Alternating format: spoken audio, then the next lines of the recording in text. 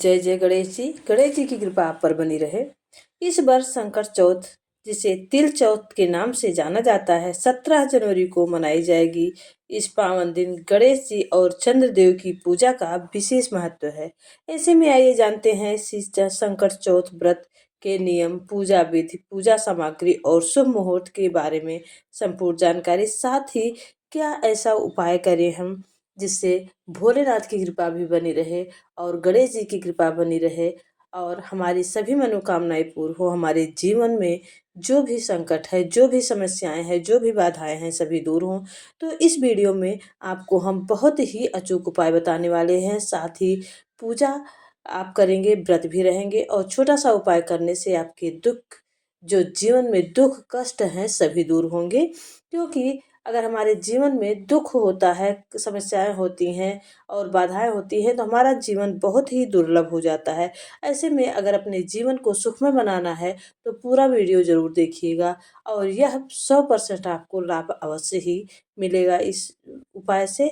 तो देखिए, साथ ही संपूर्ण जानकारी और कुछ इस दिन, क्योंकि यह 300 साल बाद यह शुभ संयोग आया है और दोबारा फिर बहुत दिनों बाद आएगा। तो हम 1-2 दिन के लिए अपने दुख तो झेल नहीं सकते, तो जो आया है वह मौका आप जाने ना दें। आपसे निवेदन है कि पूरा वीडियो ज़रूर देखिएगा, स्किप करके मत देखिएगा। अगर उपाय पूरा समझ में आता है और सही से करते हैं तभी उसका पूर्ण फल प्राप्त होता है। तो आइए जानते हैं संपूर्ण जानकारी करवा चौथ 2025 की। संपूर्ण जानकारी तिल चौथ की और गणेश चतुर्थी की। तो ऐसे में इस वर्ष संकट चौथ, जिसे तिल चौथ के नाम से जाना जाता है, 17 जनवरी को मनाई जाएगी। इस पावन दिन भगवान गणेश और चंद्रदेव की पूजा का विशेष महत्व है। धार्मिक मान्यताओं के अनुसार इस व्रत को रखने से संतान की उम्र जो है, आयु लंबी होती है, सुख समृद्धि और आशीर्वाद प्राप्त होता है।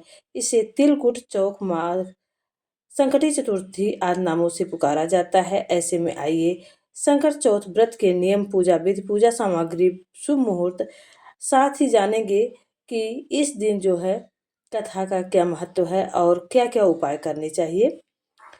संकट चौथ व्रत की सही तिथि है। संकट चौथ व्रत का हर साल माघ माह में कृष्ण पक्ष की चतुर्थी तिथि को आता है। इस साल 2025 में संकट चौथ का व्रत 17 जनवरी को रखा जाएगा।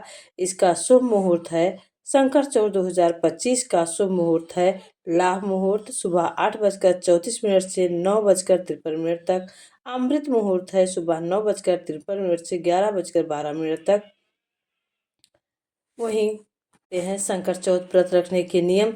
अगर जो है आप पहली बार व्रत रखना चाहते हैं तो रख सकते हैं, क्योंकि दूसरा कोई व्रत जो है कृष्ण पक्ष में नहीं उठाया जाता है, लेकिन यह व्रत जो है कृष्ण पक्ष में ही पड़ता है। इसलिए अगर आपका पहला व्रत है तब भी आप इसे उठा सकते हैं, क्योंकि हर जो है व्रत संकट चौथ का व्रत जो है कृष्ण पक्ष में ही पड़ता है। इसलिए यह व्रत आप पहला व्रत है तो कभी भी उठा सकते हैं।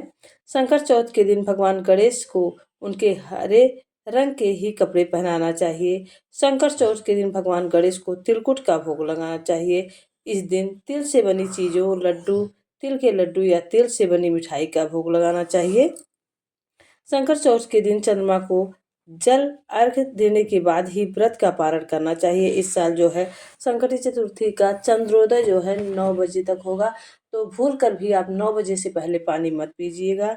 9 बजे के बाद ही आप जो है व्रत का जो है पानी पीजिएगा पूजा करने के बाद, क्योंकि जो है 9 बजे के पहले अगर आप जो है पूजन करते हैं, पानी पीते हैं, तो आपका व्रत जो है खंडित हो सकता है।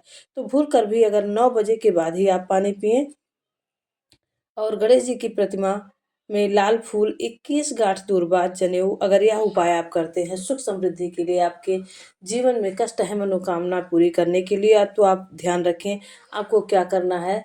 जो है सफ़ेद दूर्वा होती है, अगर कुआं के पास दूर्वा है, वह दूर्वा लाकर आप जो है 21 गांठ दूर्वा, जनेऊ, सुपारी, पान का पत्ता, संकट चौथ की पूजा के लिए लकड़ी की चौकी और 21 गांठ दूर्वा अगर आप समर्पित करते हैं तो आपके जीवन से सभी कष्ट दूर होंगे और कोई भी कष्ट आपके जीवन में नहीं आएगा। और गणेश जी विघ्नहर्ता, सभी आपके विघ्न हरेंगे। साथ ही आपको शंकर जी की पूजा भी इस दिन करनी है और गणेश जी को दूर्वा समर्पित करने के साथ समी पत्र भी समर्पित करना है, जनेऊ, सुपारी, पान का पत्ता, यह सब आप जो है गणेश जी को समर्पित करते हैं। गणेश जी आपकी सभी मनोकामनाएं पूरी करेंगे और साथ ही तिल के लड्डू भी समर्पित करना है गणेश जी को और विधि विधान से पूजा करके आरती करनी है और चंद्रदेव को अर्घ्य देना है, पूजा करना है, धूप दीप दिखाना है। उसके बाद आपको इस दिन शिव जी की भी पूजा करनी है। शिव जी को 5 बेल समी पत्र आपको समर्पित करना है और एक बेल पत्र जो है शिव जी को समर्पित करना है, साथ ही तिल के लड्डू चढ़ाना है, जल चढ़ाना है और श्री शिवाय नमस्तुभ्यम का जाप आपको 11 बार करना है। अगर यह उपाय आप करते हैं तो आपके जीवन में कभी सुख समृद्धि की कमी नहीं रहेगी, साथ ही आपके जीवन में आपके घर में धन का भंडार भरेगा। आने वाले समय में आपका यश जो है चारों तरफ फैलेगा। तो इसमें पीला कपड़ा, लौंग, रोली, अबीर, गुलाल, गाय का घी, दीप, धूप, गंगाजल, मेहंदी, सिंदूर, इलायची, अक्षत, हल्दी, मौली, गंगाजल, 11 या 21 तिल के लड्डू, मोदक, फल, कलश, चंद्रमा को अर्घ्य देने के लिए दूध, चीनी आदि इत्र संकट चौथ व्रत की जो है कथा सुनते हैं। कथा का एक बहुत ही महात्मा है। अगर आप कथा पूरी सुनते हैं तो आपको फोड़ फल की प्राप्ति होती है। तो इस तरह से आपको क्या करना है कि लड्डू समर्पित करने के बाद आपको ध्यान रहे कि पूजा के दौरान दीप जलाएं और भगवान गणेश के मंत्र का जाप ओम गंग गणपतये नमः का जाप करें। पूजा के बाद गणेश की आरती लगे, तिल और गुड़ से बने प्रसाद का भोग लगाएं। संध्या के समय चंद्रमा को देखकर जल से अर्घ्य अर्पित करें और भगवान गणेश से अपने परिवार के सुख समृद्धि और स्वास्थ्य की प्रार्थना करें और चंद्र दर्शन के बाद पारण करें। ध्यान रहे 9 बजे के बाद ही आपको चंद्र दर्शन करने के बाद ही पारण करना है, नहीं तो आपका व्रत खंडित हो सकता है। साथ ही हमें क्या खाना है, इस दिन जो खाने में शुभ माना जाता है तो खीर बनाकर भोग लगाना चाहिए, फल और तिल के लड्डू खाना चाहिए। प्रसाद में अगर आप प्रसाद रखते हैं तो उसमें जो है तुलसी का पत्ता अवश्य रखें। गंजी खाना चाहिए जिसे मीठा आलू बोलते हैं और जो है यह व्रत में खाना चाहिए। और भूल कर भी, याद रहे सभी ने कमेंट में लिखा है कि भूल कर भी इस दिन नमक नहीं खाना चाहिए। आप मीठी चीज़ें खा सकते हैं लेकिन भूल कर भी इस व्रत में नमक नहीं खाना चाहिए।